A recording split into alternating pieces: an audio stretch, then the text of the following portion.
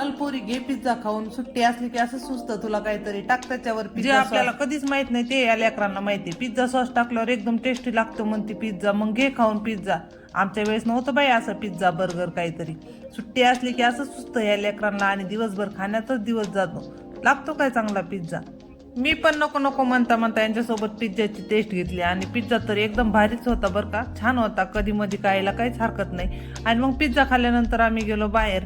जरा पिझ्झा जिरला पाहिजे त्यामुळे जरा फेरफटका मारला आणि संध्याकाळच्या वेळेला मस्त अशा छान वातावरणात गेलो आणि एक झाड सापडलं होतं. त्या फुलाचं काही शोध लागत नव्हता कोणतं होतं ते.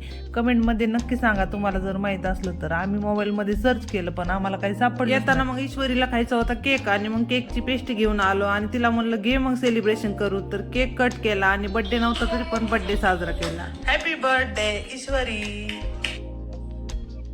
चला तर मग व्हिडिओ आवडला असेल तर नक्की लाईक करा.